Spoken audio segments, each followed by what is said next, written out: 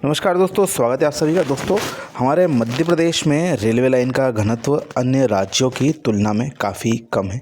आप मध्य प्रदेश के नक्शे को गौर से देखेंगे तो कई शहरों के बीच में जो दूरी है वह काफ़ी ज़्यादा दिखाई देती है। इनके बीच में नए मार्गों का निर्माण कार्य आसानी से किया जा सकता है।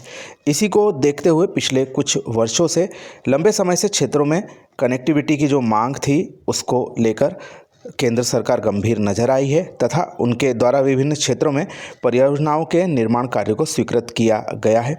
मांगलिया गांव से बुधनी, बुधनी से जबलपुर रेल परियोजना भी ऐसी ही एक परियोजना थी। इसी के साथ साथ हाल ही के वर्षों में स्वीकृत हुई मनमाड़ इंदौर रेल परियोजना भी इसी का एक उदाहरण है।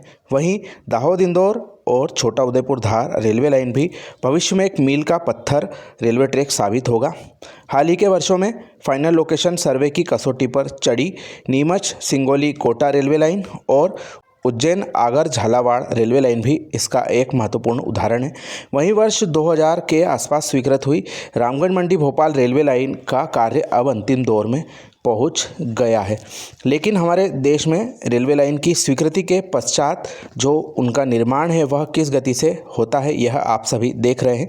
सीमावर्ती और दूरस्थ राज्यों को छोड़ दें तो बाकी के इलाकों में रेलवे लाइन का निर्माण कार्य, यदि स्वीकृत रेलवे लाइन के रास्ते में कोई बड़ा आर्थिक या फिर अन्य कारण नहीं होता है तो उसका कार्य धीमी गति से चलता है। हम देख चुके हैं, हमारी रामगढ़ मंडी भोपाल रेलवे लाइन इसका एक प्रमुख उदाहरण है। इसके साथ साथ दाहोद इंदौर रेलवे लाइन के मामले में भी ऐसा ही चल रहा है। छोटा उदेपुर धार रेलवे लाइन जरूर एक अपवाद है कि जिसका निर्माण कार्य कुछ तेज गति से हो रहा है। वहीं हाल ही के वर्षों में स्वीकृत हुई मनमाड़ इंदौर रेलवे लाइन के बारे में कहा जाए तो करीब 1.5 साल गुजरने के बाद में अभी इसका भूमि अधिग्रहण ही पूरा नहीं किया जा सका है। महाराष्ट्र राज्य के धुले और नासिक जिलों की स्थिति क्लियर हो गई है, लेकिन जमीन अधिग्रहण के लिए जो मुआवजा दिया जा रहा है वह नाकाफी लग रहा है।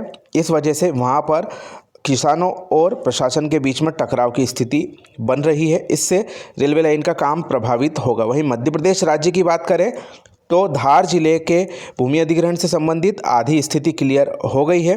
पीथमपुर तहसील का इलाका था, उसकी जानकारियां सामने आ चुकी, लेकिन धर्मपुरी तहसील के लिए इंतजार करना पड़ रहा है। खरगोन जिले के कसरावत तहसील की जानकारी सामने आ चुकी, लेकिन अभी महेश्वर तहसील की जानकारी सामने आना बाकी है। इंदौर जिले के महू तहसील की पूरी स्थिति क्लियर हो गई।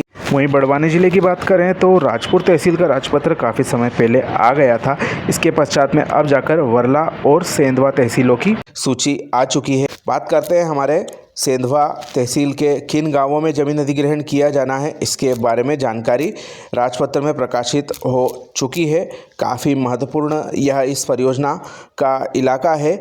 इसमें जो हमारा सेंधवा तहसील है इसमें 2-3 स्टेशन बनाए जाने हैं।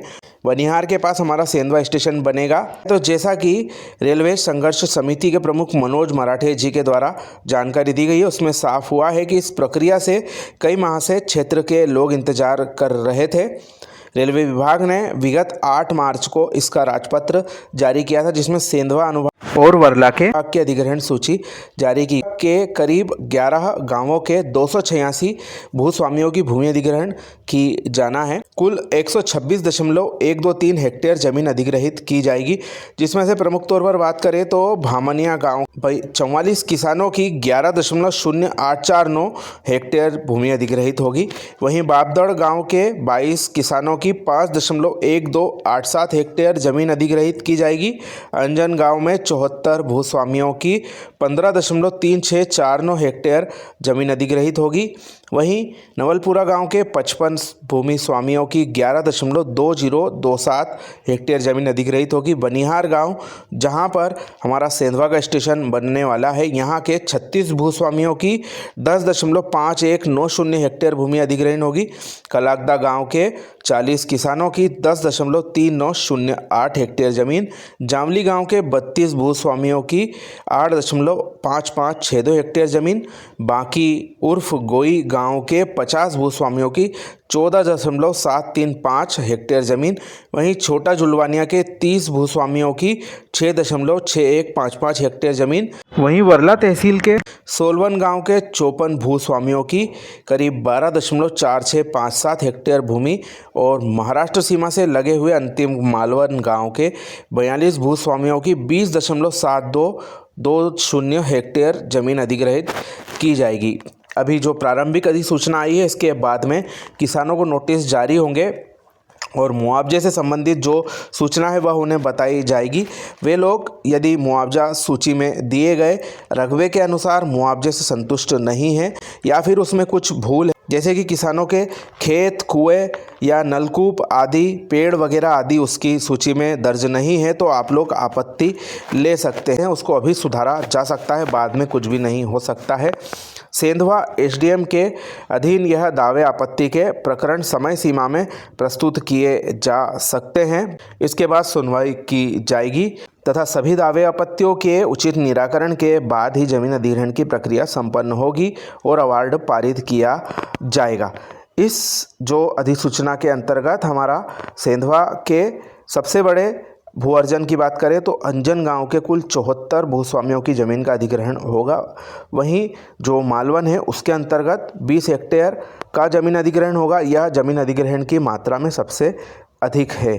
तो कुल मिलाकर वर्ला और सेंधवा तहसील के 286 भूमि स्वामियों की 126.1239 जमीन अधिग्रहण की जाएगी। अब केवल खरगोन जिले की महेश्वर तहसील और धार जिले की धर्मपुरी तहसील के भी आंकड़े आना बाकी है। यह दोनों सेक्शन काफ़ी महत्वपूर्ण सेक्शन है। मध्य प्रदेश की बड़वानी जिले की वर्ला तहसील और महाराष्ट्र के शिरपुर तहसील की बात करें तो यहाँ पर पहाड़ी इलाका होने की वजह से जो सुरंगों का निर्माण किया जाना है, दोनों घाट सेक्शनों में हमारा जो पीथमपुर से लगा के धर्मपुरी वाला इलाका है वहाँ पर, और सेंधवा तहसील से लगा के जो शिरपुर तहसील है महाराष्ट्र राज्य की, इसमें विभिन्न इलाकों में सुरंगें बनाई जाएगी और साथ ही बड़े बड़े पुल भी बनाए जाएंगे। तो उस हिसाब से रेलवे को कम से कम जो सरकारी ज़मीन है उनका अधिग्रहण करके वहाँ पर तो निर्माण कार्य शुरू कर ही देना चाहिए था। खैर अभी बजट आवंटन जो है हमारा राज्यसभा से बजट का अनुमोदन होने के पश्चात ही किया जाएगा। मतलब हम समझ सकते हैं कि लगभग अप्रैल महीने के अंत में यह स्थिति क्लियर हो जाएगी कि किस प्रोजेक्ट को कितना बजट प्राप्त हुआ है, क्योंकि जो हमारे क्षेत्रीय रेलवे हैं उनके जोनल अधिकारियों को अधिकार दिए गए हैं कि वह परियोजनाओं में कितना बजट आवंटित करते हैं। तो लगभग हमारा भूमि अधिग्रहण अब अंतिम दौर में चल रहा है। केवल 2 तहसीलों के जमीन अधिग्रहण की स्थिति क्लियर होने के बाद में पूरे राज्य में भूमि अधिग्रहण की स्थिति साफ हो जाएगी और उम्मीद कर सकते हैं इस वर्ष कम से कम 2-3 हज़ार करोड़ का आवंटन किया जाए, जिससे किसानों को जमीन अधिग्रहण में उचित मुआवजा दिया जाना चाहिए, जो कि बाजार भाव के हिसाब से हो तो ज़्यादा अच्छा रहेगा। अन्यथा जमीन अधिग्रहण की प्रक्रिया पूरी नहीं हो पाएगी और ज़मीन ना मिलने की वजह से काम भी शुरू नहीं हो पाएगा। तो उम्मीद कर सकते हैं जो हमारी केंद्र सरकार है वह किसानों के ज़मीनों के मुआवजे के मामले में संवेदनशीलता दिखाएगी तथा उचित मुआवजा देकर इस परियोजना का कार्य जल्द से जल्द शुरू हो, इसका रास्ता प्रशस्त करेगी। छोटी सी जानकारी आपको कैसी लगी कमेंट करके ज़रूर बताएं। अपने मित्रों के साथ जानकारी शेयर करना ना भूलें। आप सभी का धन्यवाद।